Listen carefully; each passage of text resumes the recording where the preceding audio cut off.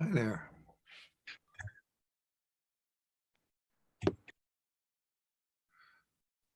Let's see.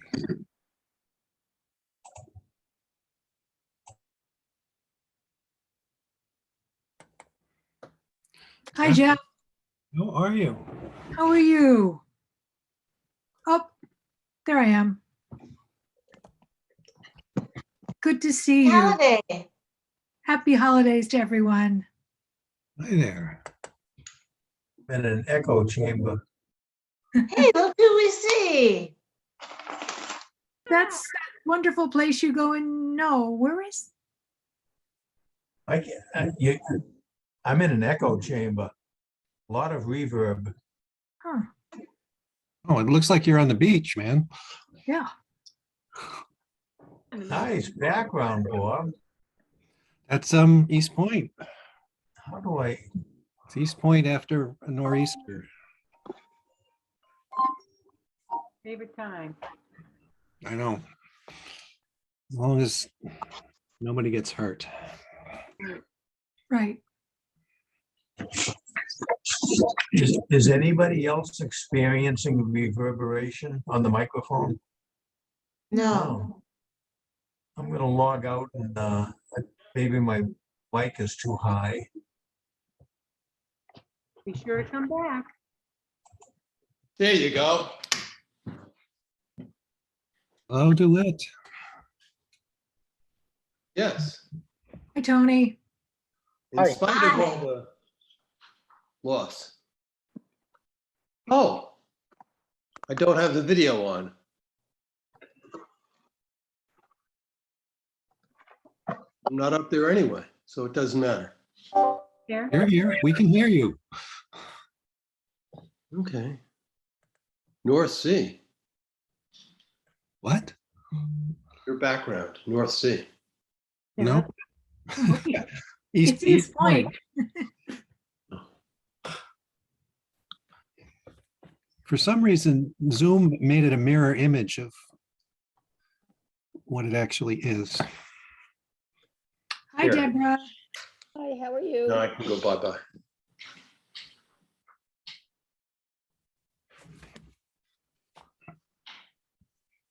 Hey, Julie, Yeah. I was thinking about putting in a CPC application for, I was cleaning my office and found, I think I told you this before, but found like a ton of old blueprints for the town hall Yep. that I'd like to get them like framed, so they're preserved nicely. You want them framed professionally with UV light protection and everything. Yeah. Yeah. Do you have any idea like what that goes for? It ain't cheap. Yeah. Yeah. I don't know exactly, but I can ask one of my curator friends. Yeah, if you have a contact or something, if you can send it to me, I'll reach out to them. Yep. Thank you for wanting to do it properly. Although, be careful how you hang it.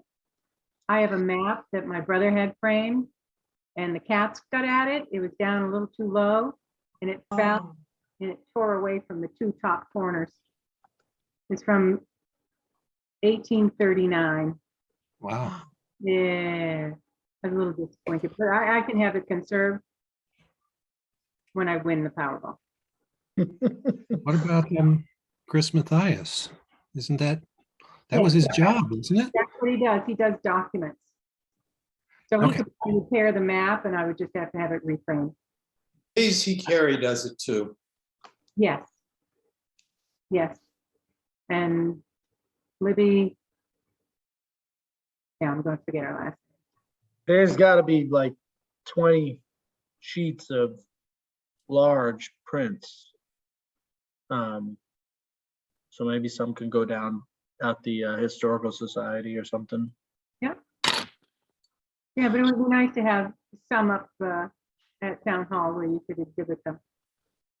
All right. So Jeff just chatted me and says he only has an hour for this meeting. So I think I will call this to order. So this is a meeting of the Finance and Advisory Committee. I don't know what day it is. Is this the 28th of December? 29th, it's the 29th of 29th December. December at 7:00 PM. Present from the Finance Committees, Bob Vanderslice, Barbara Beatty, Julie Tarmy, Whit Brown, Deborah Warren. Let me hit the little arrow, see who else is here. Dana and Judy, Dana Sheehan and Judy Zahora are here. Distinguished guests include Jeff Lewis, Allison, and the town administrator, Tony Barletta. First order of business is traditionally to approve the minutes. If we can do it quickly, let's do it. If there's going to be a lot of discussion, I would suggest we move on to Jeff, and I think Allison's probably going to chime in on that one, on that topic too. I did make a couple of edits. You should have gotten the edited ones, but Dana sent me an email about wanting it to, with an edit for the minutes. Did you have an edit for the minutes, Dana?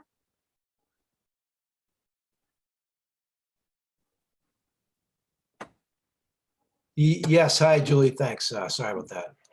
Searching around for the mute button there. Yep, that's okay. Which set of minutes? The December 14th. December? Okay.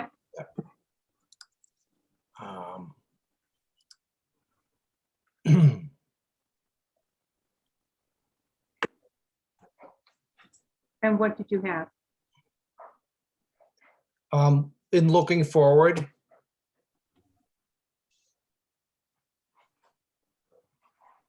those bullets at the bottom. Yeah. The third bullet down where it's a need to have Jeff Lewis at the next meeting. Yes.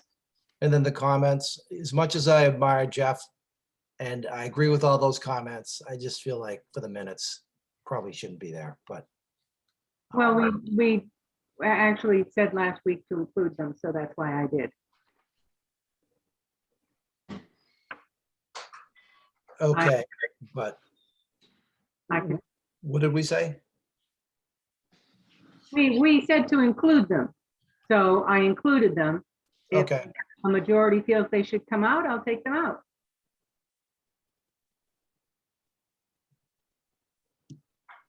Could you give him a quick read?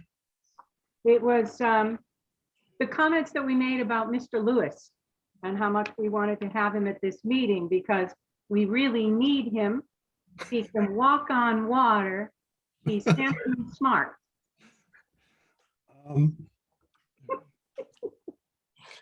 I see a thumbs up. I don't know. with all that, except I don't believe he can walk on water, but I don't know. Have you seen where he's got his background? I don't know, we're gonna have to ask him. But anyway, yeah, I mean, it's colorful detail and adds some context, texture to the meeting. I'm just thinking in terms of, you know, basically the message was need to have Jeff Lewis at the next meeting and Right. the comments. Yeah, Much as needed here. much as I agree with all of those comments, I think Dana may be right. Okay, so strike them. Yeah, I mean, yes, Not from people who believe I should strike them. I think, does anybody else? Of course, I can't see Dana or Bill, so I don't know what they're saying. Oh, yeah, I'm proposing taking that out. Right. And Bob. Bill, do it. I have to abstain. I wasn't there, so I don't know. Okay. Barbara? I'm going to abstain too, but I Okay, think I want us to make sure we can move on to what Jeff's going to be talking about. That's Yeah, the most exactly. important thing. all right. Right. So I'll leave them in and I won't include them in the future. That's fine. That works. All So right. is there a motion on this? I move that we accept the, let's go to the September 14th minutes. Can you move to accept your own? I'll move. I can move. Oh, you I'll can? second it. Okay, All right, so Barbara. And Judy. Okay. All in favor? Aye. Aye. Aye. And I, sounds like Aye. it's Okay. unanimous in the sense that everybody said aye. Are there any nays? I'll abstain. I'll stand by what I said, but So abstain. Okay. All right, so I move that we accept the December 14th minute. So moved. Second, Third. whatever. All in favor? Aye. Aye. So Aye. aye. Dana? sorry, I didn't hear that. Can you run that again? Yeah, this is the December 14th meeting minutes. Okay, Aye. aye. All right, that sounds unanimous. That is unanimous. Thank you. All right, Thank you. we move on. Jeff, Yes, do you have something prepared? All we really know is that you and Allison have been working together to analyze town fees and yes, compare them to other towns. that's correct. 1, 2, 3, 4. I haven't gotten to all of them. Obviously, it's a massive undertaking. We did some work on the water and sewer and the debt shift, which is what I thought I was going to update everybody on tonight. No, that's good. Please. We started on, I was going to do just this grandiose scheme of get all of Nahant's fees, put them on a spreadsheet and compare them against the rest of the state of Massachusetts. And it just became Oh my such God. I couldn't do it on Excel. I found myself saying, I've got to get access to start doing this. So I decided to break it down and probably there's a couple of small ones that I've already given back to Tony and Allison. And I think I'm presenting for the building fees, electrical and gas and plumbing, sometime in January, but I'm not completed with that. And I'm close to finishing up the clerk's fees. But the one that I'm probably the farthest along is the debt service and water and sewer. So that's what I thought I was going to be presenting on tonight. No, that's absolutely fine, please. I don't know how granular you want me to get, Bob. I know you've got new members, on this whole debt shift issue, and that's exploded into the entire enterprise fund. So I put an outline together and I sent it to Tony, and I said, well, I'm going to try to keep it down to a sort of lead the discussion in a direction, but I don't know. People can't be afraid of asking questions, because if I use words like infrastructure, what does that mean? Don't be afraid of asking questions. So I'll give it a shot. And Yeah, one break thing I in have learned anytime. is this committee is not shy about asking questions. That's good. That's great. Keep me honest. The debt shift is well, the enterprise fund is funded by two sources of revenue. It's about $2.8 million worth of expenses per year at last I checked. Most of it's operating expenses. And as the last time I looked, about 800,000 of it was debt service. The operating expenses are paid for by water and sewer fees. And the debt service is paid for with property taxes. And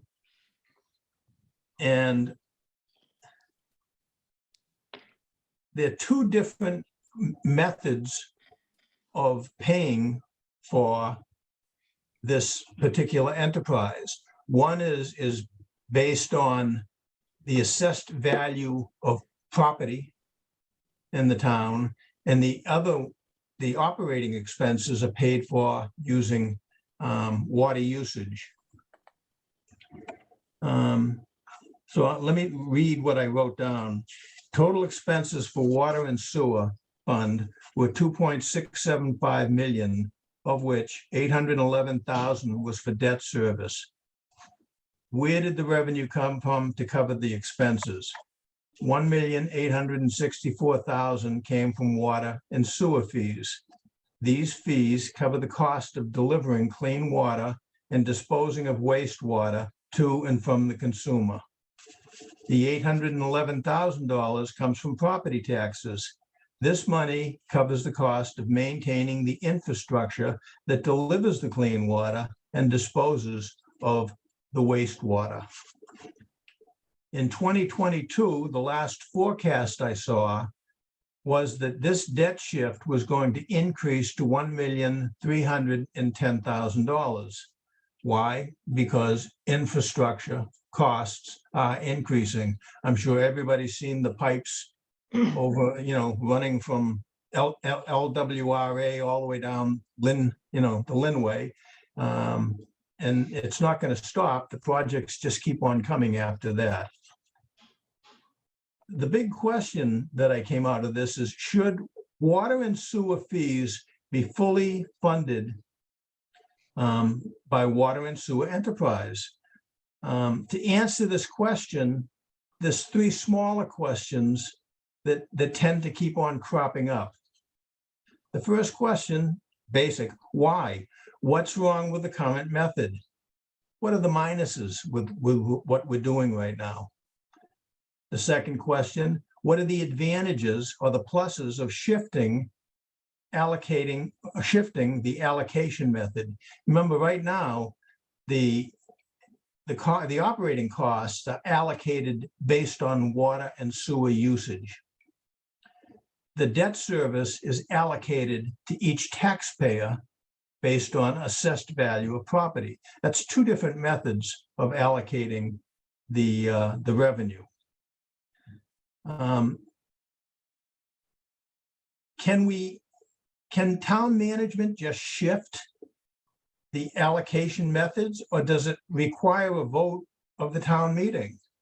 I just think if we're going to shift everything from shift the debt service from the taxpayer to the sewer user, water and sewer user, I don't know whether town management has the right to unilaterally do it. I'm not a lawyer. I don't know municipal law at all.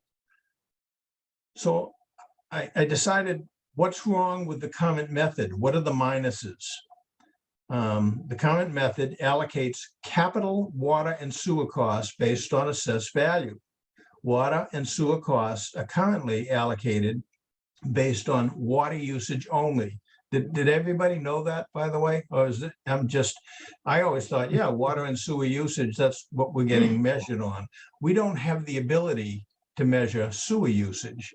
We do get metered for water usage. So what happens is we assume that all of water usage must be sewer usage. So that's what we use, the same number. But indoor water usage. Indoor water usage. Right. So we don't charge sewer to your outdoor water meter. So would you say that is that a minus to the current way of doing it? We just the ability to totally track usage isn't, it could be better. I We have a could- we could Yeah, question. there's a lot of, Jeff, So- this is Dana. If you, as a resident, we can get a Yeah. second meter to meter the sewer use. But Hold right on. now, you just get one meter for the water coming in, and then the assumption's made that the sewer water is going out. But if you have a garden, you use a lot of water in your yard, and it's not going into the sewer system, you can get a second meter, which will meter the sewer. No, it doesn't Tony?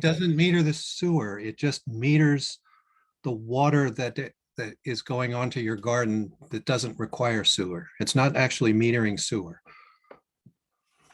Right. You have one of those meters, Bob? I do. Okay, so, No, no, excuse me, I Yeah. didn't understand that. So you can have 2 water meters in the house, one for inside, one for out? yeah, Yes. I didn't know that. So because I didn't know that and I use, the hose, I'm being charged for outside as if it was inside. that's correct. Yes, that's correct. I wonder who else didn't know that. Oh, wow. That's surprising. Is the rate higher for the inside? Because I'm with you, Judy. I mean, in summers when it's really hot, not the past summer, I use a fair amount of water in my garden and I've cut back Yeah. intentionally. So is that charged differently, Jeff, than the inside water? It is No, differently. no, your water rate, we have one water rate That's what I thought. and we have one sewer rate. Right. But the sewer rate is only applied to the usage on your indoor water meter. It's not applied to usage on your outdoor water meter if you have one. So that's a reason to get one if you're using, if you're watering your garden or grass, you want to have an outdoor meter so you're not getting double charged. You mean, I'm not quite getting, you mean right now, because I said I've cut way back, but right now, when I water my garden, where does that get charged? It gets, Water usage. you only have one meter, right? I think, yeah. If I'm you gonna only have check. 1 meter, the town is reading that as indoor water usage and assuming that it's going into the sewer system. So you're getting charged a water rate and a sewer rate for that volume. Got it. So it's really important to get 2 meters. Yeah. Well, Thank you. I think that it begs the question at some point to cut over this debt service from allocating it via assessed value and say, oh, good, we're gonna allocate it based on water and sewer usage. Our ability to accurately measure that could be upgraded and probably should be upgraded before, because it can be questioned. It's not accurate. It's a guesstimate at this stage of the game. We assume, correct me if I'm wrong, Tony, that if I use 100 gallons of water, it must all go in the sewer, and therefore I'm paying it in my sewer usage rate. Well, the upgrades that we could make to our water meter reading system would still only monitor water usage. It would not monitor sewer usage. There really isn't a sewer meter. I don't. Apparently the do a little bit pressure, more research on that, but- the pressure or the flow of sewerage is so low, it's very difficult to meter it. I would figure that, yeah. So that's part of the struggle about shifting the cost of sewer infrastructure over to utility rates, because your measurement is based on water. It's not based on sewer. And we know that, through our II requirements, exploration and data of sewer flow through our sewer systems. Now we have meters at like the pump stations, but not at individual households, because at those pump stations, it's being pushed through the pipe. There is enough flow to actually read. But that almost doubles in volume during rain events, high tide, stormwater, flooding events, that sort of thing. So your sewer, the amount of volume that goes through the sewer system, very hard to capture that accurately. A lot of people have illegal inflow, whether that be sump pumps or downspouts or other things of that nature that are going into the sewer system. And there's no way to truly capture that. So it's, it's hard to say that you would be accurately charging a household for their impact to the sewer system. So just from my point for bringing it up is there's some work that can be done on the water sewer and sewer system before in the measuring. It's just useless bits of information. It's a point to be brought up. The good news is during the study, this whole debt shift started back in, Allison, tell me when I'm wrong, sometime in the 1980s. And the government said, why don't you take your residential users and you can allocate this capital expenditure over the assessed value and include it in property taxes, which was a benefit to both the property tax owner and to the town. The property tax owner, when dealing with the bank, if they carry a mortgage, the amount of additional taxes to pay for the infrastructure gets wrapped up into PI&T. And every month it's in their budget. They pay, I'm going to pay my mortgage this month. And included in that payment is some amount of money that's paying for that sewer infrastructure. And that can be deducted from federal taxes, which still works less than 10,000. And Tony, if my memory isn't totally gone, you said the average tax bill was 7,500 in the town? I think that was the tax bill on the average house value. Yeah. So basically then if it's 7,500, then you got to sit back and say, well, this is probably a majority of taxpayers that are still taking advantage of being able to deduct their property taxes by itemizing it. Even with the salt taxes been reduced to a $10,000 cap, there's still a majority of people in the town that are getting a benefit out of it. The town got a benefit out of it because it didn't have to go through the Prop 2.5 override.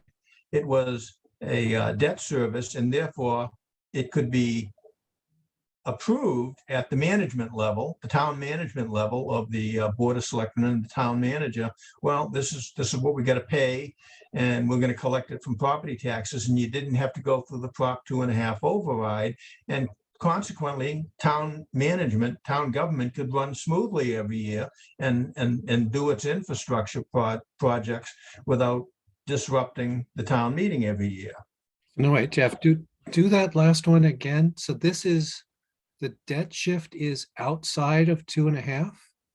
Yes, absolutely. It's not only is it, remember, we have more than one debt shift here. We've got, you built a school a couple of years back, Mhm. and we pay that down every year. Well, that's an add-on over and above 2.5 each year until it's gone. And the debt shift for the water and sewer is also over and above 2.5. And that's going to be there until it's gone.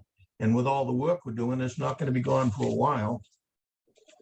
So that's a benefit to the town in the ease of managing the finances. It's a benefit to people because they still get to do the tax deduction. But it's an item that we, uncovered in the research. The school shift, that should be done in like the next few years, I think. Yeah. Yeah, I think it's, just looked, the last year is FY '26.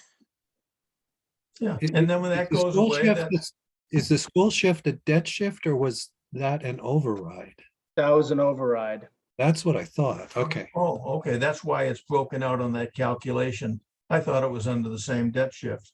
Well, it's called a debt exclusion override, right, Tony? So it is debt, but it's separate than the debt shift. It's Right. on top of the 2.5 though. It's on top of 2.5. Correct. But This is yeah. the good news, Bob. We picked up some money. Yeah, We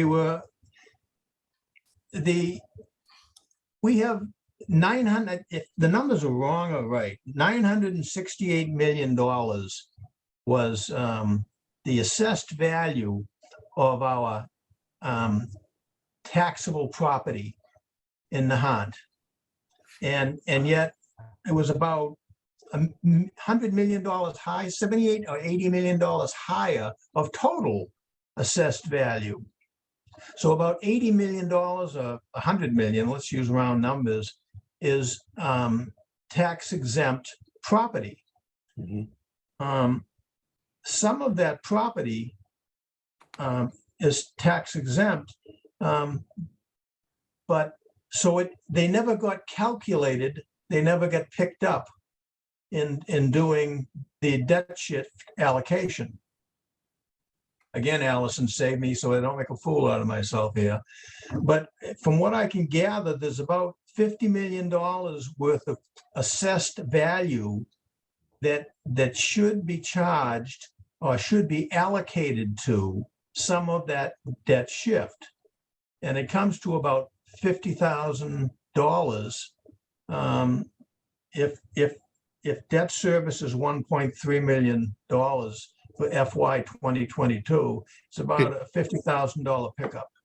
Can you do that again slowly? I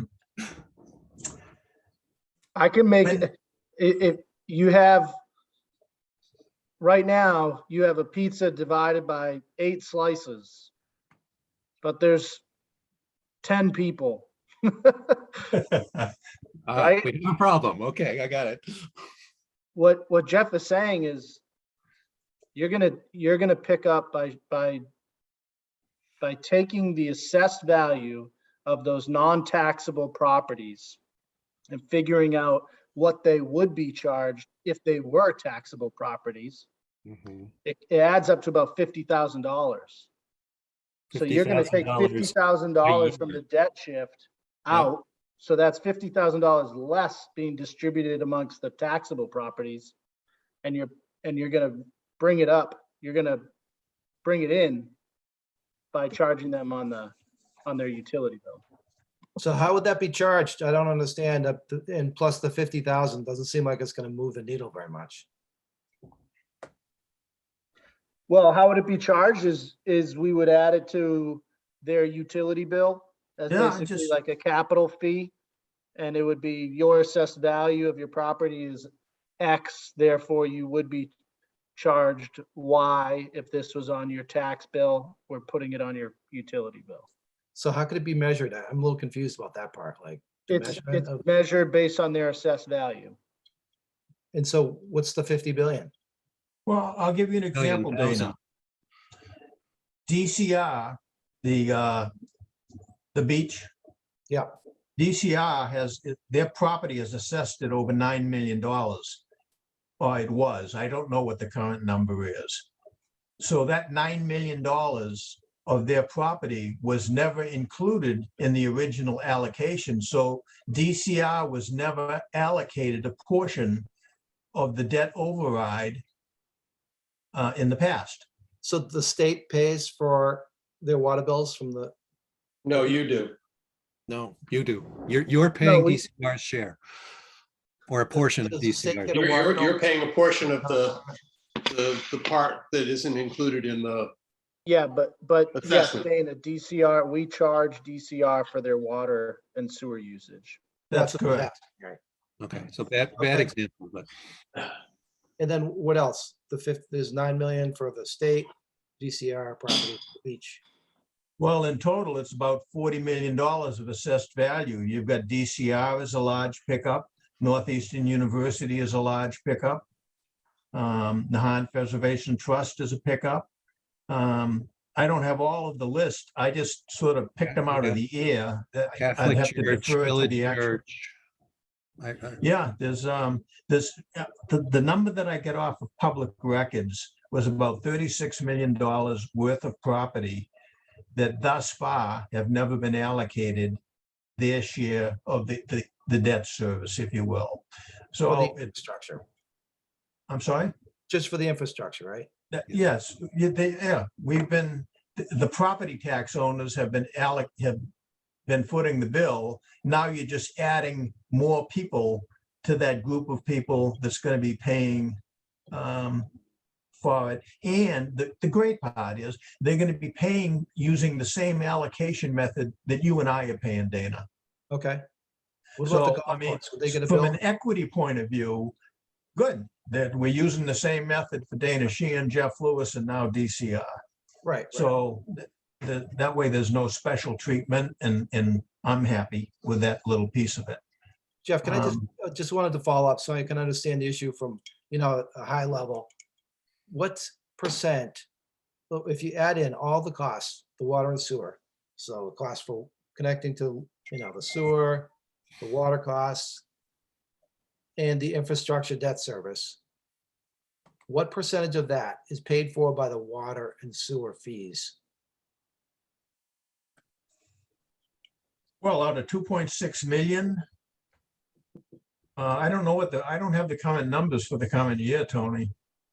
But it's None of your, aside, as far as the big borrowings, Dana, for the sewer infrastructure, none of your water and sewer utility bill pays towards that debt.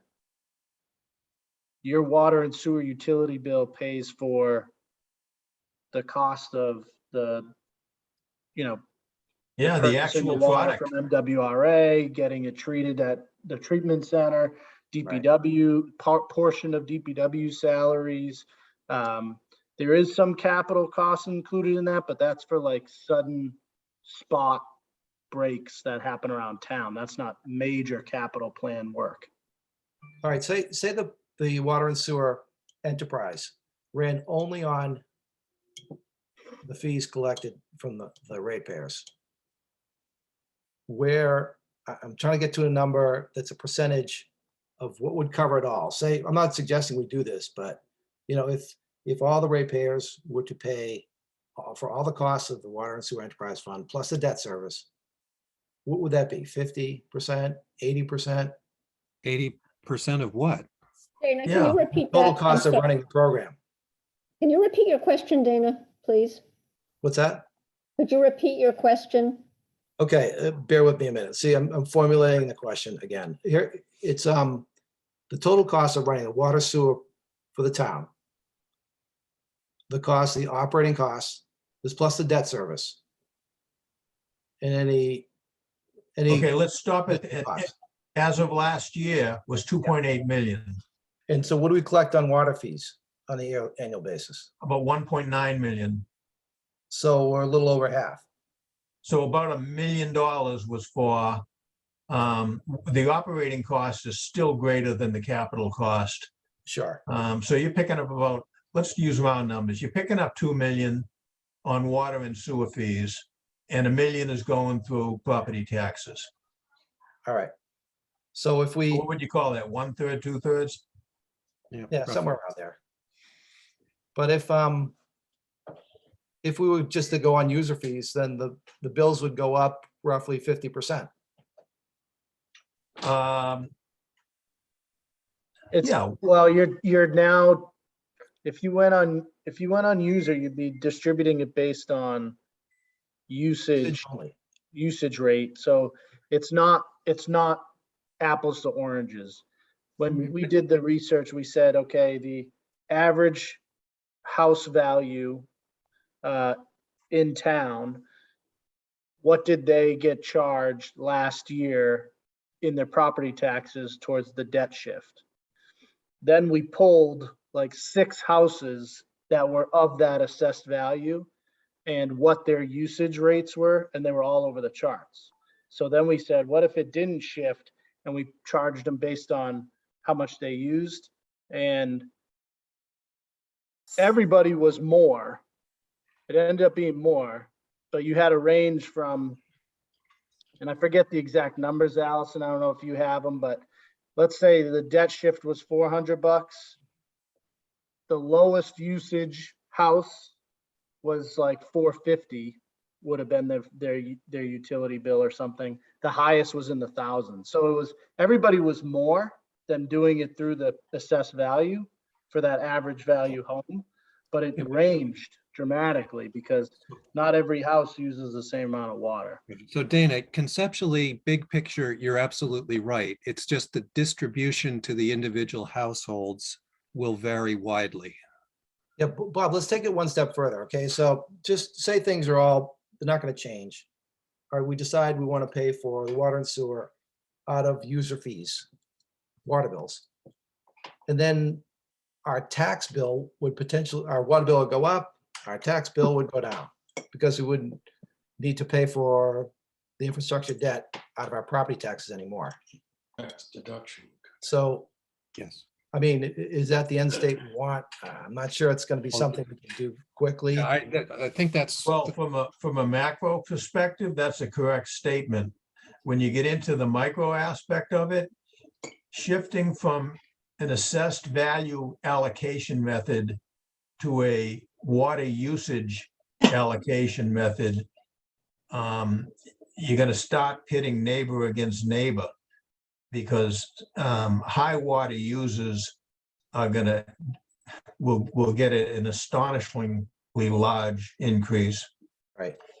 Average may not notice anything, but the ones on the low end will say, oh, boy, I got away with murder here. Yeah. If you took this to a vote to the town meeting, can you imagine everybody's going to be sitting back saying, oh, crap, I'm on this side. I'm not voting for this switch. And, I doubt if we'd ever get out of the 50-50. I haven't So- figured out how to do it. So just Right. pausing right there for a second. You're right, Jeff, and Dana, the way you put that on the macro level, accurate. On the micro level, as we just talked about, your utility bill is measured based on your water usage, but this is sewer debt. Number one. Number two, your utility bill doesn't come out of your mortgage payment, kind of something that's a standard built-in cost that you're budgeting for the year. It would be your utility bill that comes 3 times a year. So it's a little bit, and you kind of pay that out of your walking around money. I don't know how to explain it in a better way, but it's not like something that you planned for. So it's a little bit more impactful. And then it's regressive towards people who use more water. So it's those who use more water will get charged way more. And then lastly, what Jeff was saying there is your third question, Jeff, was how is this voted on? It's the debt shift is determined by the Board of Selectmen. It's not a town meeting vote. So every year, the Board of Selectmen has to say, okay, we need another $1 million. When we set the support tax the, rate Water sewer. in Comes out June, of taxes. yeah, every June, the Board of Selectmen vote on Okay. how much is going to be shifted. right. And just to be clear, and Julie, for the minutes, at this point, we're not advocating for anything yet. We're just understanding at this point. Fact Yeah, and finding. I'd agree with that, Bob. I'm not advocating one side or the other, but I mean, in theory, I'd like to see user fees cover most of this, but getting there is going to be painful. And on the other hand, too, if a high water user pays more because they use more water, I think that's more appropriate than just like a floor. The only downside is right now, we do not have a progressive rate system. We have a one rate fits all. Yeah. Now, you always have the tools, which we're not using, of having a residential rate and a non-residential rate, let's call it commercial or other. That's one tool where you could have different rates for different classes of owners. You could have a progressive rate system that we've researched it. We know a lot of towns that use it. Most recently was Swampscott, I believe, cut over. And that would be the higher the usage, the higher the rate. There's methods of doing it, but that's not the research, nor is that we've done so far. We're aware of them. We haven't discussed them. Yeah, I mean, And- we have a flat property tax rate too for commercial and residential. Yep. And it's just one flat water usage rate, you know, those rates could change. Just right, we could do a tiered structure as on the water and sewer rates. Where higher users pay higher fees or a higher rate, I'm sorry. So you could have it a tiered structure.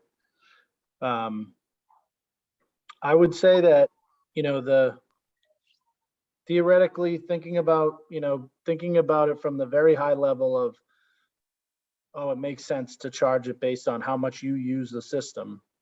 I understand that point of view, but we're all one system.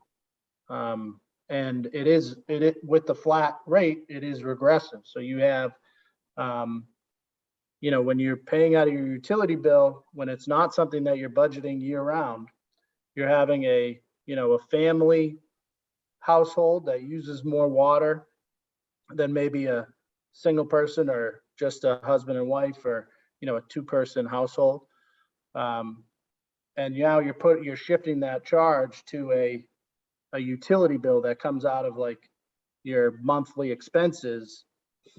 That's going to have a larger impact on that household, that family household, not only because the rate is higher, but it's a larger percentage of their costs. So it's a lot more difficult.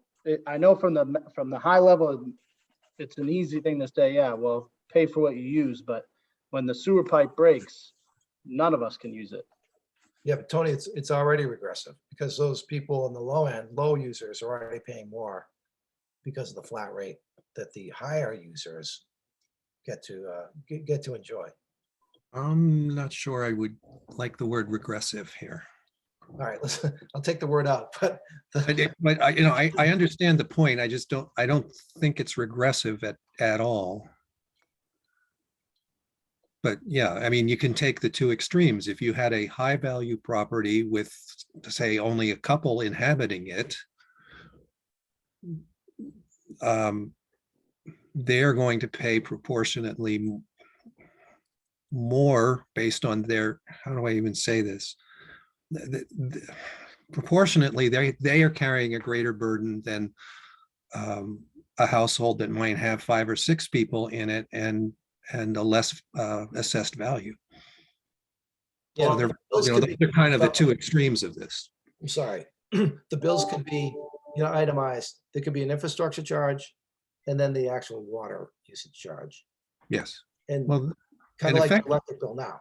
So, yeah, well, that's exactly what's going on now. It's not itemized, but it is broken into those two pieces. right. So we could get the data on the infrastructure. We could find that. There's a couple, just another factor you want to keep in mind, because again, the devil's in the details. We know for the last 2 years now that our water sewer rates are expected to increase to almost 50% higher. We've been told that from Flynn Water Sewer because of Right. their new operating O&M contract, the EPA enforcement order that they're under. So, we already have one of the higher water sewer rates in the county, but we have the lowest tax rate. So that is a factor to bring in, when you're thinking about shifting this over, how heavy you're going to make that utility bill. Right. Good point, Saul. Just to go back to the original genesis of this, I went into it just trying to see if there was an equitable way on this debt shift and the fact that we identified, $40 million worth of assessed property that now will be receiving or will be picking up their fair share, then everybody's on the same footing now. That gives me comfort. It's not a huge, it would have been great if I could say, hey, we picked up $500,000, guys, but 50 grand is still something good.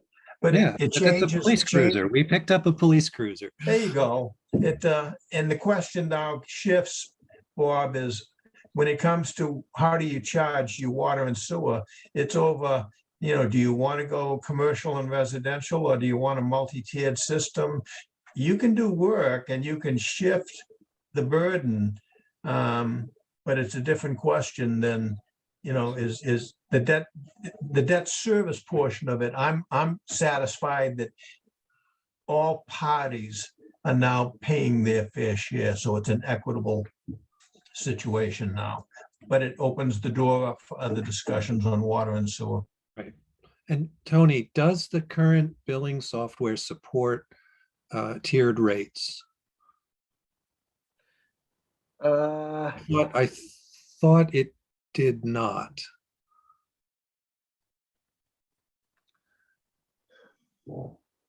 I'd have to double check if it actually could support that. The issue that it doesn't do is we don't get real-time data. So what you're going to end up doing is you're going to be forced to almost determine what tier you're in based on last year's usage. Yeah. Without real-time data, you have to, so it's not perfect. Yeah, that's a problem. Does But this we current are- operating system support commercial or residential and a different type of group? Yeah, because there's not that many. So we could easily, I mean, that's another tool. yeah, you could easily classify those accounts in a different way. There's not that many of them. Right, and then they get a different rate structure because of different class. Anyway, that's all I've got, Tony. Yeah, no, Jeff, I really appreciate it. I'm sure the finance committee does too. Thank you, Absolutely. Jeff. Nice think seeing you that- guys. Geez, Jeff, thank you Gotta- so much. The Enjoy the your happy original holidays. goal, the Yeah, I original wanna goal of, underline how useful your, Synopsis. yeah, and also your willingness to look both at the granular level and then go back and forth from micro to macro and do these cross perspectives. It's extremely useful. And I think it's something that we need as a community. I love my time, but right now I get so much competition for my time. I get a wife that needs me desperately, and I have to say good evening. She Okay. just had Bye, her Jeff. Thank you. total knee replacement, so Okay, Jeff, Ouch. thank you, thank you, thank you. Thank you. good night, gang. Good night. Oh, that was really, really useful. Yep. so he accomplished, Jeff in his research accomplished like the original, I think like the catalyst to this conversation was these non-tax paying entities aren't paying towards this major cost and they are using the system. He has figured out a way for us to like take the next step and explore of how can we capture them. And it seems like very viable. So I think we have a legitimate option on the table here to make sure that everybody that's using the system is paying towards these costs. The distribution method, it would still be on the assessed value currently, but we have now stumbled into this other conversation about what are the other distribution methods at our fingertips. So further conversation to be had on that second part, but at least, the initial goal of this exercise, I think we're Yep. there. So, Well, it was to understand whether it was useful to pursue. Yep. yeah. So do you have a sense as, what would it take? How would one go about accomplishing this if it's something we chose to do? Does it require action by the town meeting? I don't No. think so. Nope, it's just a decision by the Board of Selectmen. So it's on the revenue side. My next step is basically to make sure council signs off on it and then put the recommendation in front of the Board of Selectmen for a vote. I see Dana raised his hand. A little thing just popped up here. Thanks, Dana? Bob. Just a follow-up question to what Bob brought up with the software. Can the software support another line item for infrastructure, water sewer infrastructure, in addition to the usage? Mm. It's a good question. Can the current software that we use add another line item for infrastructure costs? Is that the question? That's exactly it. Yeah. So for example, my water bill, if I could just take out, say, 20%, just throw it out there. 20% of my water bill goes to infrastructure spending and debt service. And my water bill doesn't go up, but I just know that some of it goes to infrastructure, some of it goes to water. And so that way, when we send out a water bill, make sure that infrastructure spending is in there. So the high users are going to see it. And then, So I don't know if we could figure out a way to put that on the bill, like how we would express that, print that on the piece of paper. And currently, none of it really does that. None of it goes to infrastructure. It all goes to basically operation and maintenance. some goes to Lynn, water and sewer, right? Yep. And MW. So on your sewer, on your bill, you get sewer and water together. So your total bill is the combination of those two. But those rates that is developed based on the budget, essentially, that we vote on at town meeting for the enterprise account.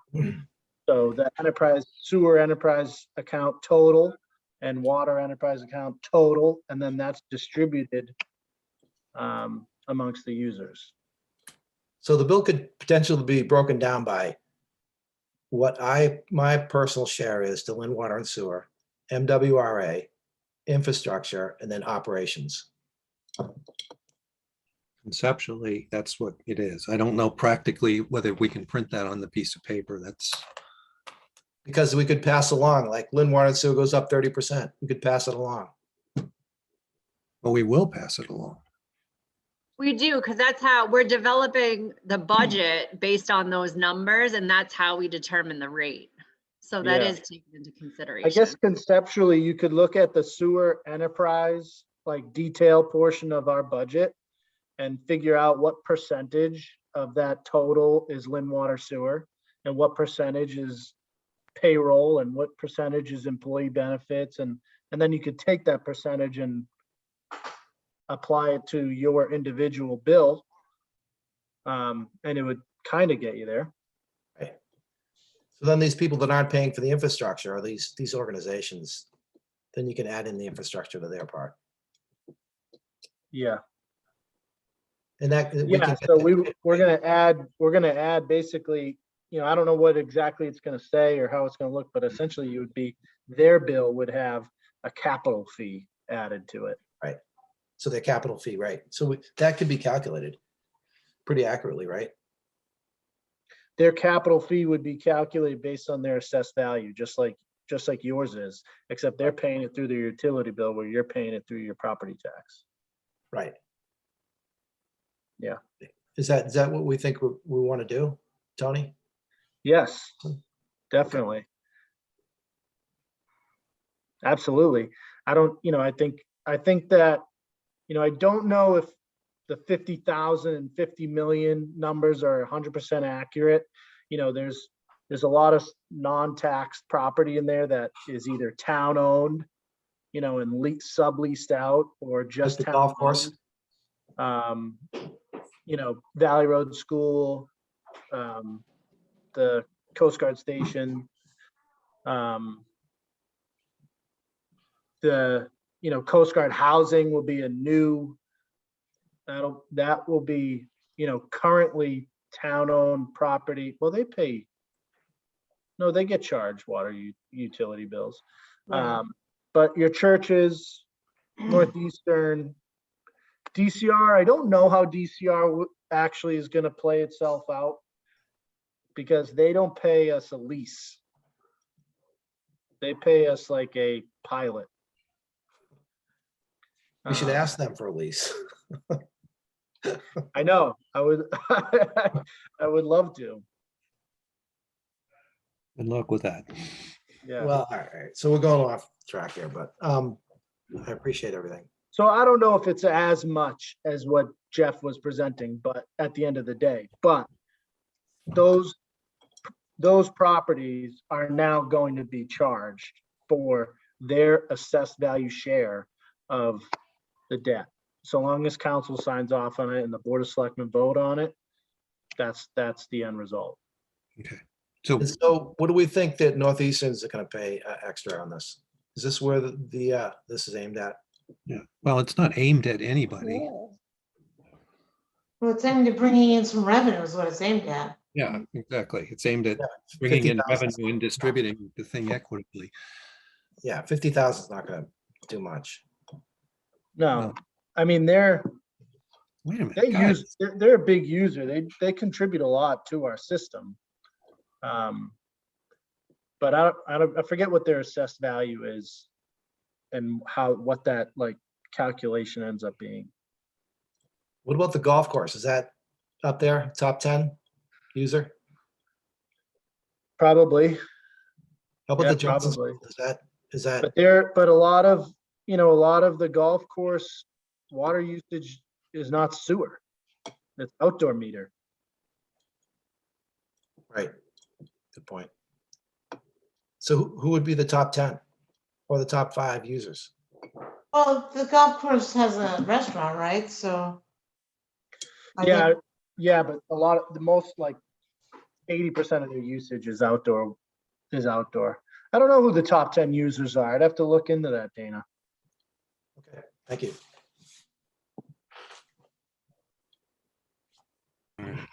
So, and Tony, is the goal to get this into this year's budget if we can? Is that feasible? Well, it's not. The answer to that is yes. Although not. The only thing that really kind of gets voted on at town meeting that's related to this is how much money you guys remember that article, like number 4, that's always really confusing about money going from the enterprise into the general fund, and then some of it goes back to the enterprise account.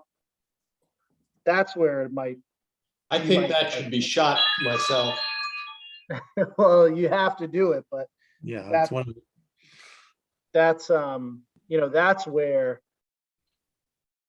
I guess that you might, am I right, Allison? Like, are you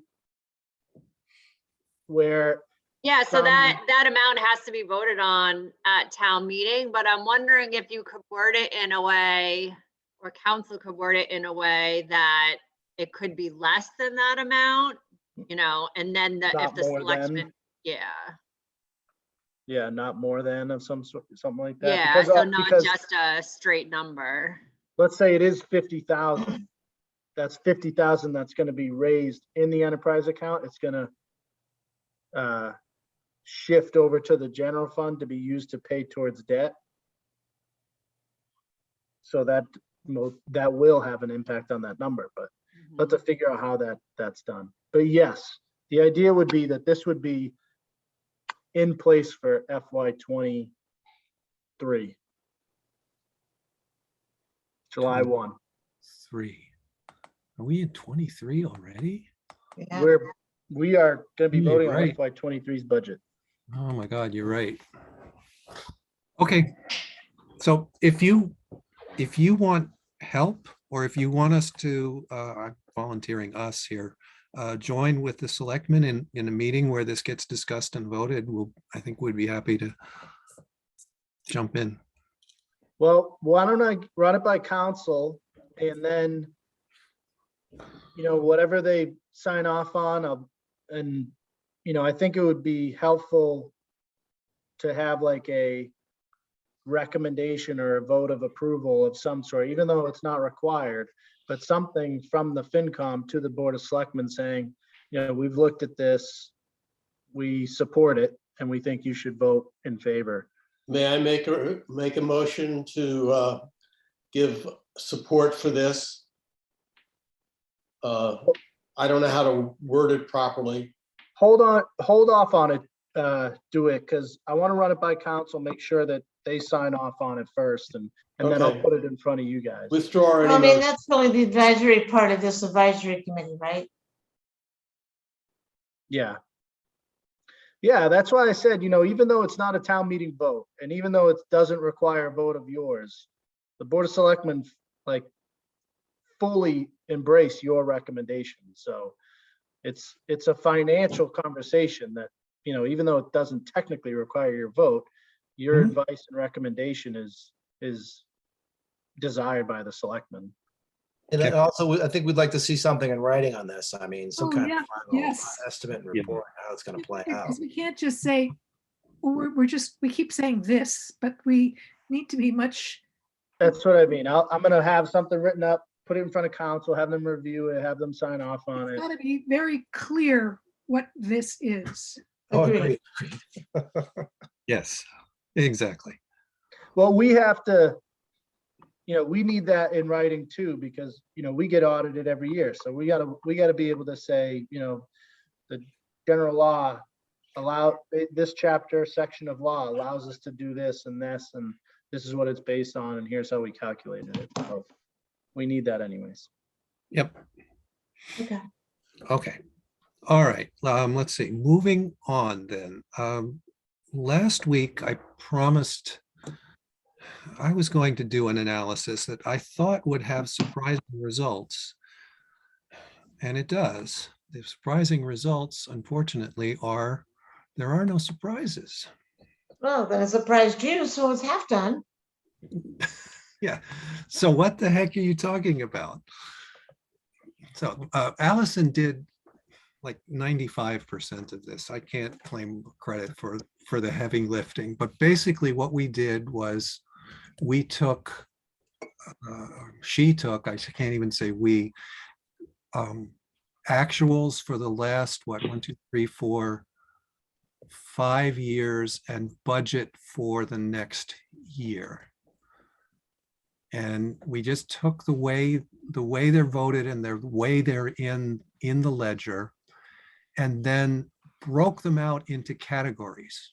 So rather than having general government, public safety, school, all the rest of it, we classified them into 4 different categories: salaries, expenses, benefits, and capital.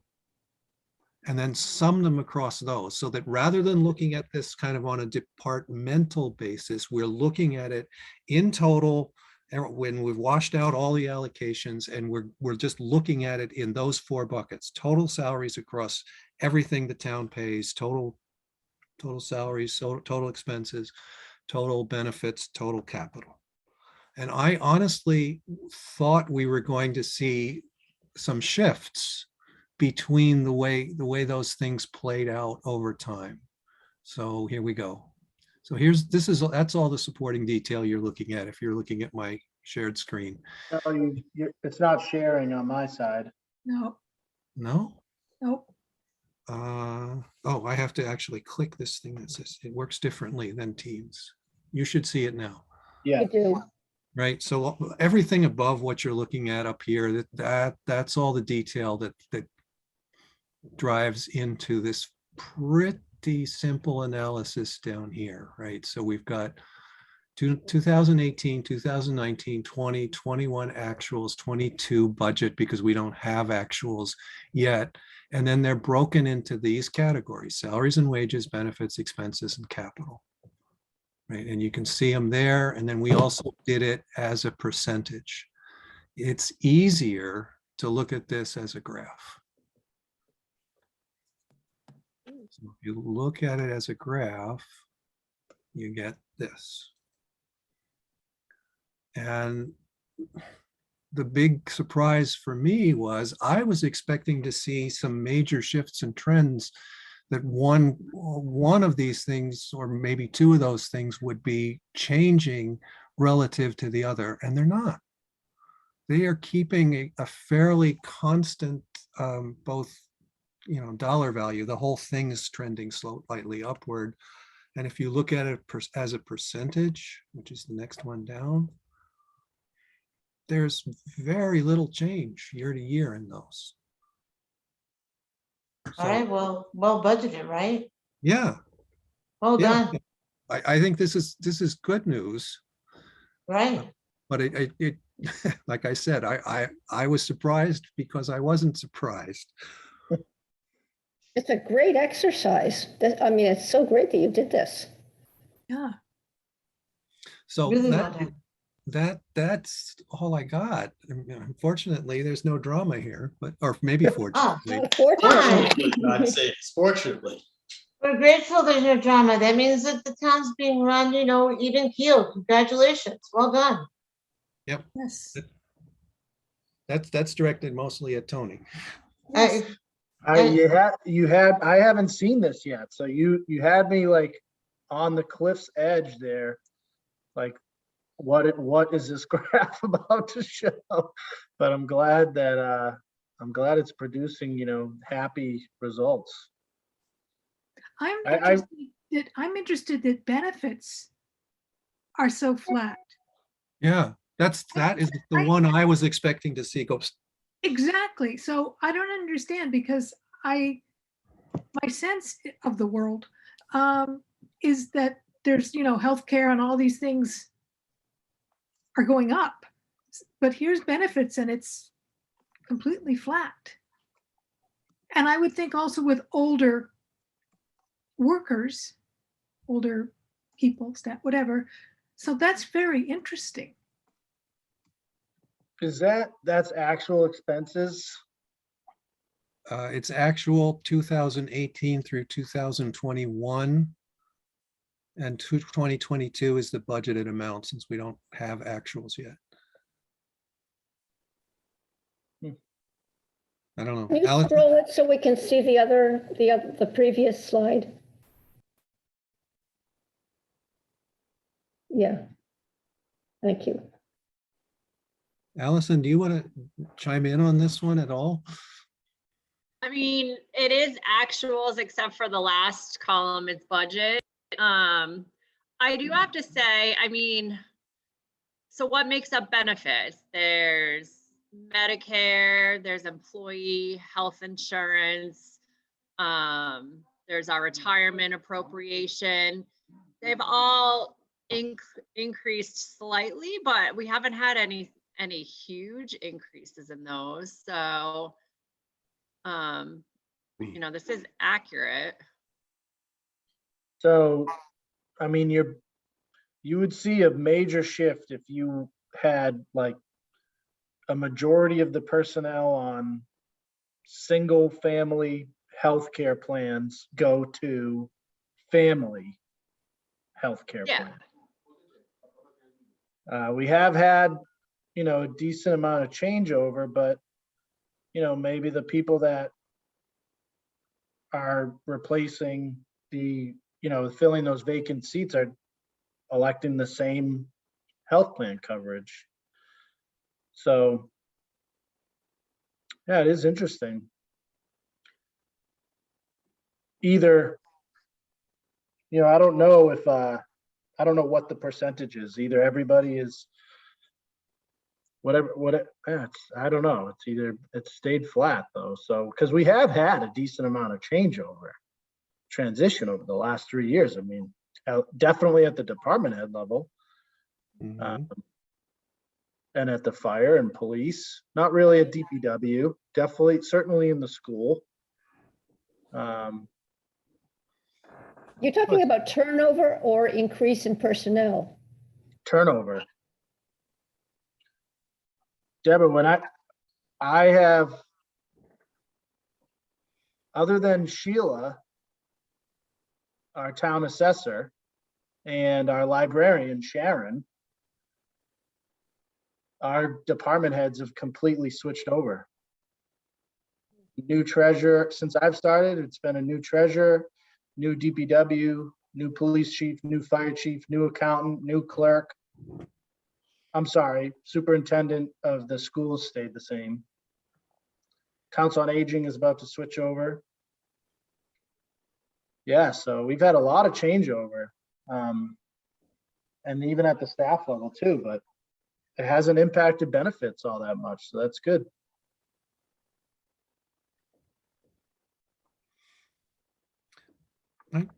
I don't know if we have the data to do it. It may be interesting to throw in unfunded pension liability in there. Really, what different, is that anything that we can actually action? Then there's no value to it. No. We really, considering that, how tight our time is, we really only want to spend time on things that we can action.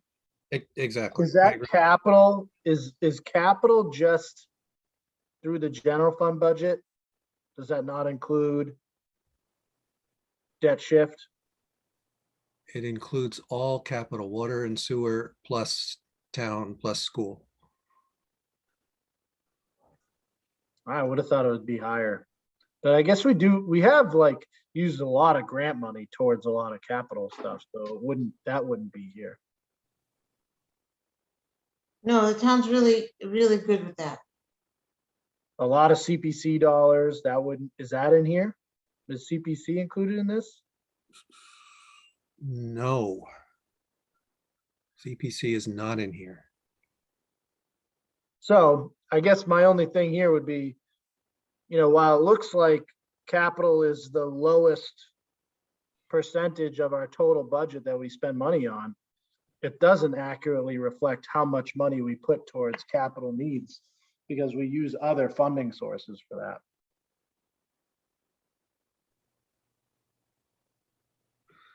Would we add CPC in here?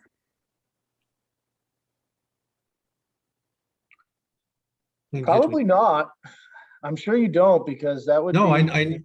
I know we don't. I'm just asking, could we?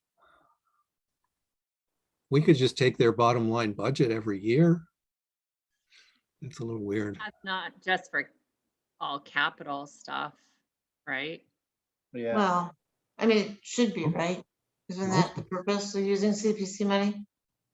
Well, some of it is preservation on documents, not necessarily capital. yeah. Some of it's planning. Some of it's like consultant work. That's capital work. I mean, if at least in the private world, you would capitalize the architectural and planning stuff as Yeah. part of the project cost. Yeah, so I don't know how you would include it in this. And then there's a ton of grant dollars. Maybe Yeah, that's see, a the whole only separate- thing about including those other types of money is that unspent balances can carry from year to year. Where, so you're not, if you're including, all those sources with general fund, it's a little bit of an apples to oranges comparison because there could be a lot of spending in one year. Yeah, I know. Okay. So, okay. So I can send this around to everybody too. Very interesting. Thank you. Very Yeah, interesting. thank you. All right, and then I think the last thing we had talked about was like a citizen's guide, sort of a document. Judy did one. Thank you.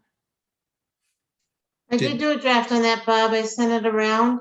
Yep. It was a total plagiarization of the one from Framingham or Natick or something, but we really just much more concise. Okay, I don't know that I saw it, which is not the same as I didn't get it. It's right Fair. after the last meeting, Yeah. a few days after. Yep. And then I made a few comments and then Judy did some edits and sent it back to us. Okay, It's a Word document. Judy, do you have it? Do you have it handy? That Let me grab it. And Judy, you have a question highlighted on it. Oh, yeah, let's see. My version has a question highlighted. that, Right. I think right? I think I sent her a response to that. I'm not sure. Oh, What was the question? There wasn't, yeah, I couldn't remember what else there was supposed to be, I thought there was something else we were Oh, supposed to do. about the citizen getting advice and suggestions, counsel from town, like the Board of Selectmen on the verbiage and everything, and they do get that guidance when they're writing their citizen petition. I know All right, so, through the council.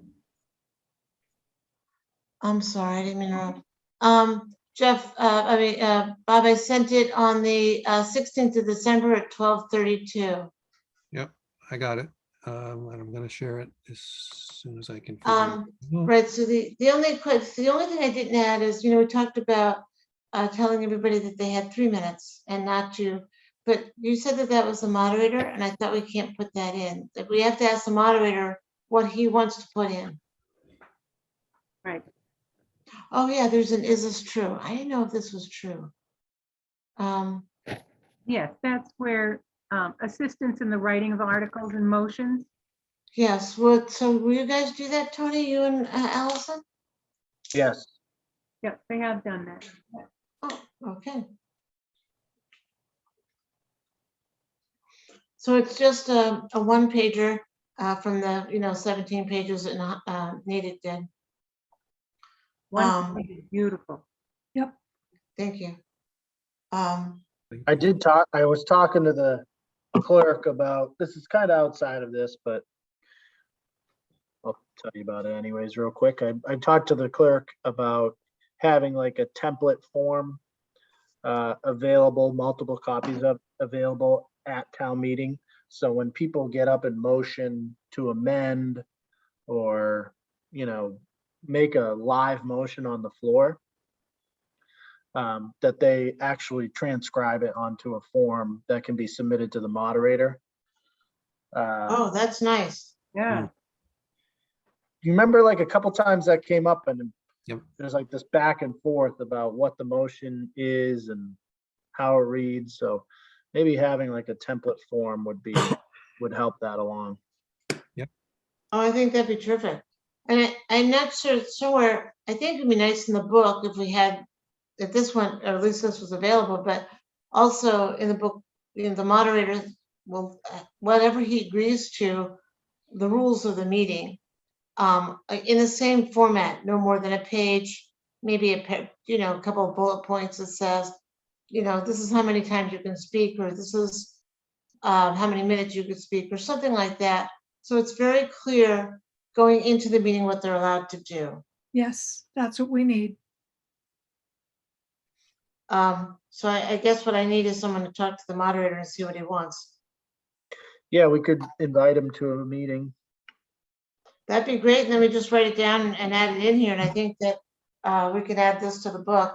But this actually probably needs to go out beforehand so that, I don't know, the citizens know what they need to do. Yes. Do we need to vote on this? We do, don't we, or not? I mean, Yeah, I think, Do we need to vote on this? I would think we do. What I'd suggest we do is, this is awesome the way it is. Can we all, now that I found the darn thing, send comments or suggested changes to Judy? She can collate them, and then at our next meeting, we'll do a collective read the way we've done it previously, and then vote on it. sure. Does that work? Yeah, that's perfect. Okay. This could be, and once it's finalized, it's a document that we could upload and feature on your homepage on the website. Right, that's Oh, where, that'd be great, actually. Then they can see it beforehand. That'd be terrific. that's Yep. where it should be. Yep. And then when we do get the same from the moderator, we can add that as well, or maybe put it in both places, put it on the. Yeah. Yeah, whatever the moderator says, I think we could put it certainly here. You're right on the website, and then, but I'd also like to have that in the book. So going in, nobody's surprised when I say, come on, please. This is your 15th time. It would be good to have the moderator visit our meeting soon so that we don't proceed with expectations that he might not go along with. Agreed. Right, right. Yeah. I would imagine he would probably want like his own separate moderator document versus it being combined into the FinCom Right. doc. Yes. Yeah, and I did speak to the moderator. I spoke to him about our being down 2 members, but I do know he's gonna be out of town for a bit. Bob, I thought we were picking numbers up. Well, we're trying. Let's leave it that way. Oh, did we scare away somebody that we picked up? No, Oh, No. okay. 9. Is the moderator going to be around for our next meeting? I don't believe so. Bob, how long do you think he's going to be away? So what are we looking at?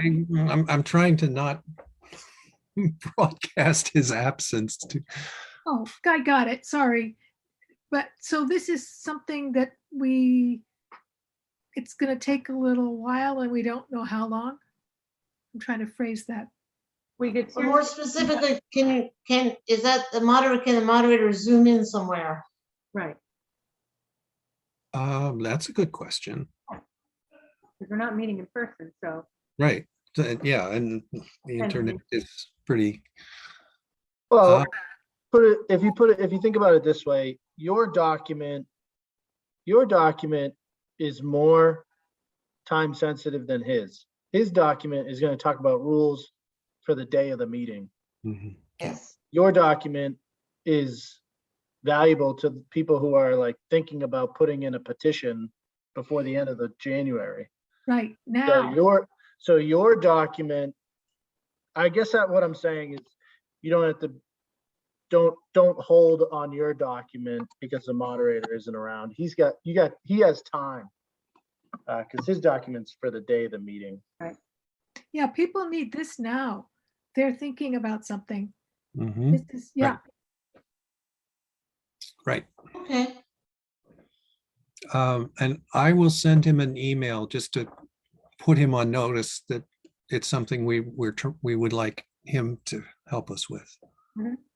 And then, But it's important that I think we should be voting on this at our next meeting, if at all Yes. possible. yes, Because we need to get this up right away. And if there's some reason why the moderator can't consult with us on it, right? This is timely. yeah, we don't need the moderator for this document, I don't think. No, I don't think so either. But, the separate document that we're talking about, like, just a guidelines for town meeting floor. So we can go ahead and people can collect, thoughts, suggestions, etc. And then we can talk about it and vote on it at our next meeting, right? Yep, exactly. And sure, that's good. I have a question about this in general. Is this are these numbers been fully vetted at this point? 100 signatures for registered voters? Because it mentions Massachusetts general laws, but it doesn't say which ones. And if this is up to date, this information. It looks right. It looks right, but I was just looking at the same thing, Dana. I'll take a closer look at this and compare it to like the charter and consult the clerk and make sure that it's accurate. Like for one, the next bullet, articles must be submitted by the deadline established by the Board of Selectmen. Right. That's actually gonna change to articles must be submitted by January, the last day of January. I think that's laid out in our charter. Okay. It's not determined by the Board of Selectmen. Okay. So I see That'll some be- edits here. I see some edits here that I'll do a deeper dive on it. Great, thank you. And I have one more question. It doesn't say maybe I'm not reading it closely enough. One of the issues we've been talking about for a long time is whether or not we recommend on citizen petitions, right? Yeah, I didn't say anything about that. I know you did, and that's what, I know you didn't. I was being a little cagey there. I know you didn't. And Note the clever use of the passive voice. so is that something, that's something we've said we think we should talk about at some point? But would that be something, it can be separate from this, but No, I think it does belong here. I mean, it doesn't belong here, but it is something we need to agree as a advisory board, our yes. way of working. But can we save that for our next meeting? Oh, absolutely. I But was, could we put that on the agenda, because Barbara, you're spot on. Listen, we danced around that for years. I know, Let's pick a path and stay with it. that's what I was proposing, not to talk about it now. Just, I noticed that it wasn't there and that it's related and that it's something we've been dancing with. So, Perfect. So in terms of the time limit that residents can speak at town meeting, I did just look because I thought it had to be in the bylaws, and I looked at the town's bylaws. It says 10 minutes. So that would be something that would have to be voted on at town meeting to change. Okay. You get 10 minutes per time? Yeah, what is it? I just pulled it up. Where's the language? Wow. That's way too long. Yeah, It and says, there's always been like you can only speak 3 times on the same topic. no and person don't know shall whether that's speak upon bylaw. the same question more than twice or more than 10 minutes at any one time. Oh, Wow. That's almost a filibuster. So you could speak for a total of 20 minutes, 2 times 10. That's back when they were dragging people into the town hall to meet a quorum. oh, remember those lines. That could change. I'd be in favor of changing that. Yeah, me too. yes. But it's cumbersome if it has to go to town meeting. It's not going to happen tomorrow. Yeah, it's a bylaw, so it would be a town meeting vote. It's like All right, well, 4/5, right? I recommend we put that up for a town meeting vote. Okay. Agree. I'll we need to I'll talk be about sure to it. speak twice for 10 minutes apiece Don't on we that need to topic. talk about it at our next meeting about what it Yeah. is we're going to be recommending? Oh, yeah, I was teasing. Excuse me? I was just teasing you. Oh, we do need to talk about it at our next We meeting. do need to talk, I can't recommend it today, but we do need to talk about it for sure. Yes. Wow. And can we also add to the agenda, I don't know if it's next week or not, but just a simple process meeting, how we propose to work together and organize. Yep. And speaking of organization, officially, Bob, you were the co-chairperson. Do we need to have any recommendations or votes on making you chair? I put you on the meetings as acting chair. I put you on the minutes as acting chair, That's a good question. official. Okay. I would certainly be open to it. I make a motion, Bob's the chair. Yes, I second it Oh, jeez. and I vote for it.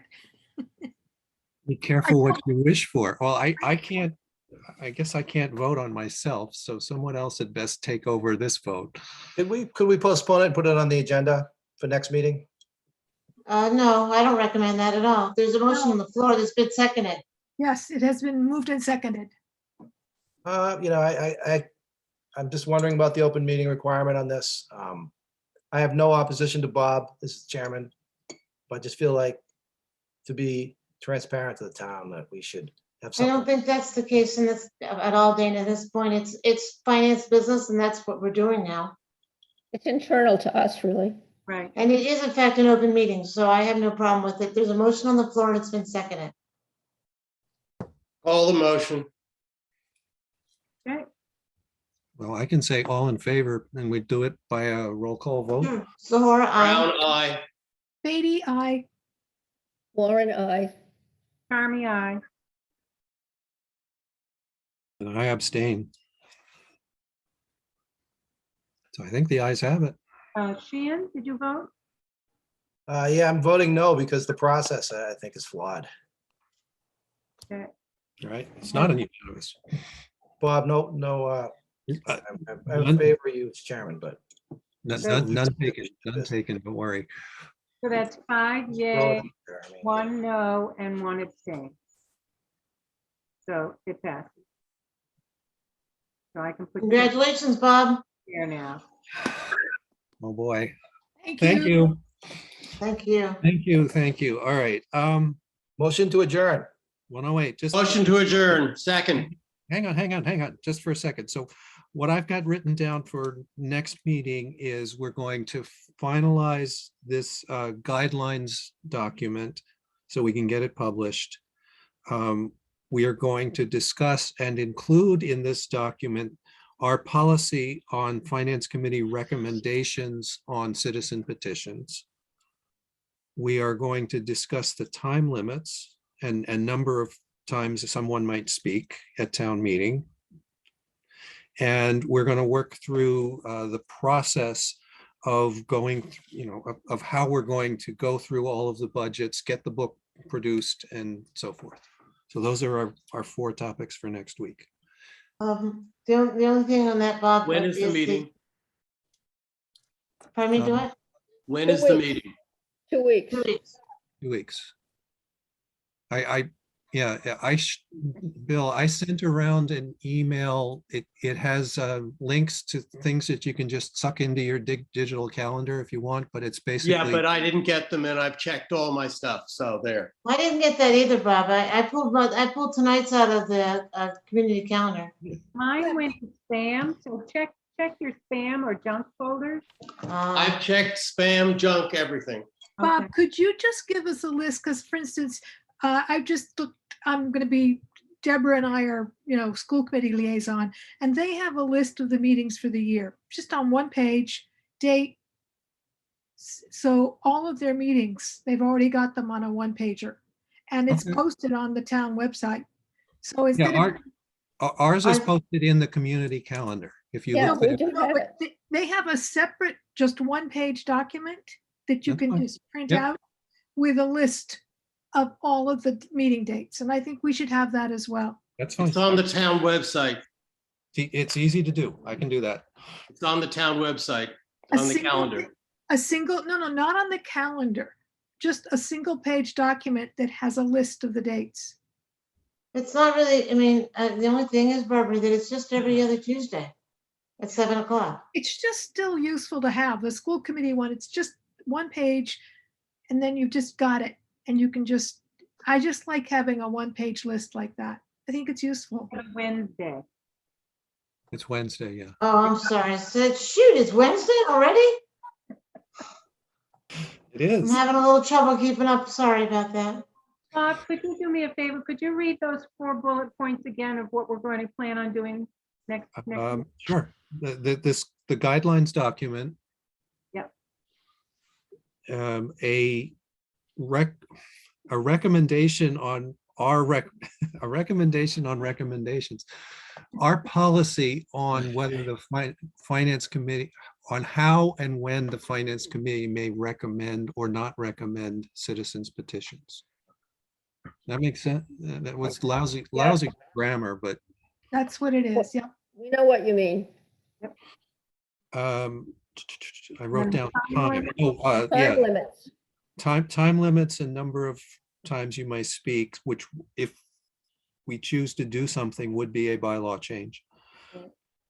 Okay. Per article, speak per article, right? At town meeting, yeah. Yeah. And that Bob. one, depending on where we go with that may be another one that we want to consult with the moderator on. Bob, Yes, And sir. can you stop sharing your screen real quick? I just want to pull something up for you guys and it'll only take 10 seconds. I mentioned your web page on our website. if you guys get a chance to take a look at this, so you guys can always, have it in the back of your mind about what you might want to feature on your page. So this is your page right here. There's a little bit of a, description about your committee. You have your, look, Bob, we already have you as chair. Yeah. We already knew. Oh, You're Wow. on it. That's fast. look at that. So you have, you have that there, a little bit about the committee. And then on the right here, is different links to, your notice and meeting, your minutes archive, your video archive. This will bring you to your YouTube playlist. So all your recorded meetings, previous meetings are on your particular playlist on YouTube. Wow. So there is where we can, here on the right, we can add another, link for documents.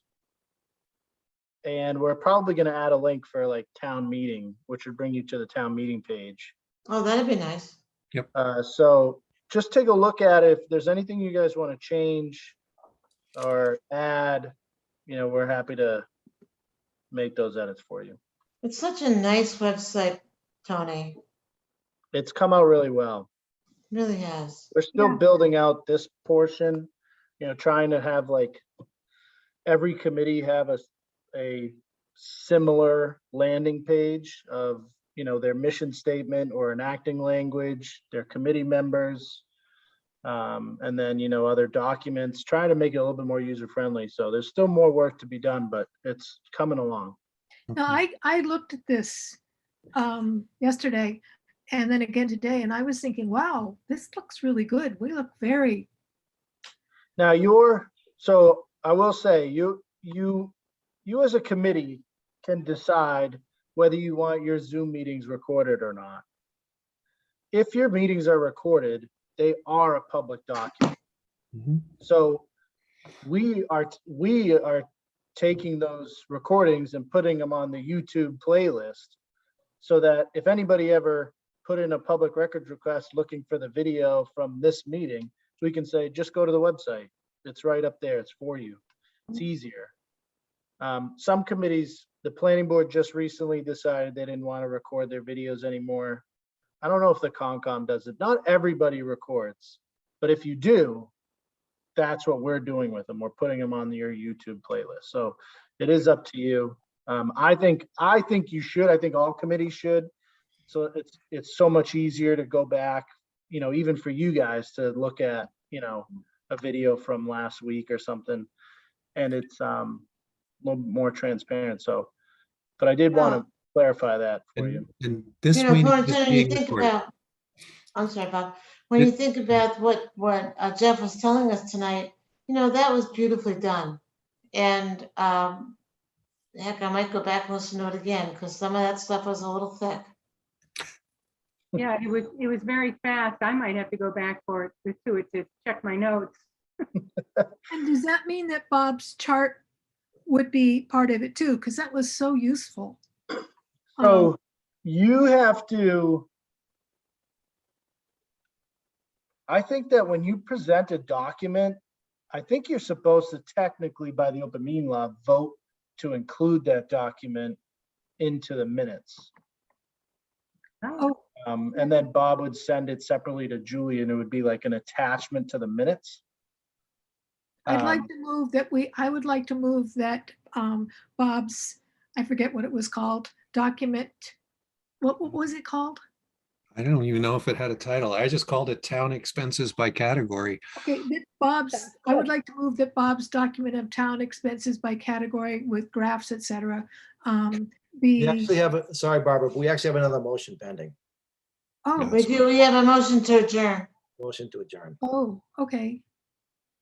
So. Well, you could do it next time. You haven't, these minutes for tonight's meeting haven't been Right. drafted yet. Right, okay. So, Julie, can someone remember to have that be part of the minutes for next time? Yeah. Thank you. Okay, and before quick question, Tony, and then we will take our motion to adjourn. Last year, we set up I think it's a OneDrive, a shared document folder for the Finance Committee. Could we include a link to that on the webpage as well if we wanted to? Yeah, it's a Dropbox. So I've done that. I've done that for like the planning board and for Concom where I've created a folder that, you know, I give the chairperson admin access so they can add, remove, edit the the documents within that folder. But then you can make a shareable link so anybody can click on it and view those documents. Yep. So we could do that. We could do something like that. Okay. No, so But right you now- guys had your Dropbox folder last year was more for like internal docs, Yeah. drafting, Right. you know, your book and stuff like that. Yeah. So I'm you gonna have could to have check. two. whether it's You could have also- two separate folders, one for public viewing and Okay, Tony, when do we have to publish the minutes on the website?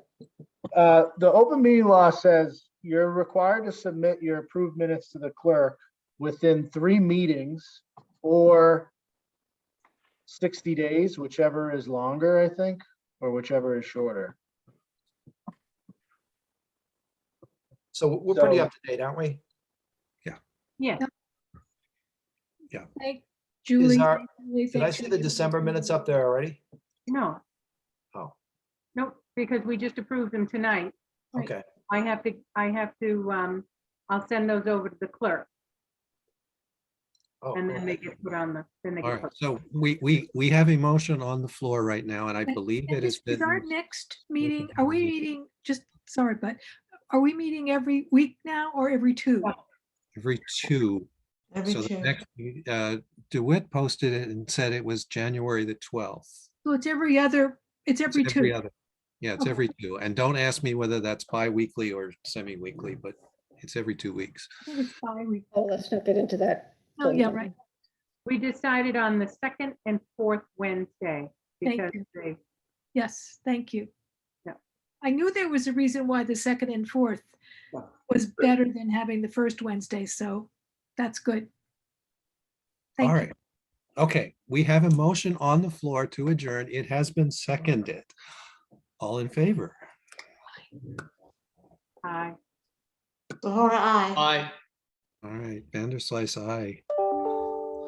The ayes have it. He and I. And I would just like to wish everyone a happy new year. Yes. Happy New Year to you. Healthy, Happy New Year. healthy, safe. Happy New Year. Be well. Yeah, Take be care. please. Bye-bye. Thank you.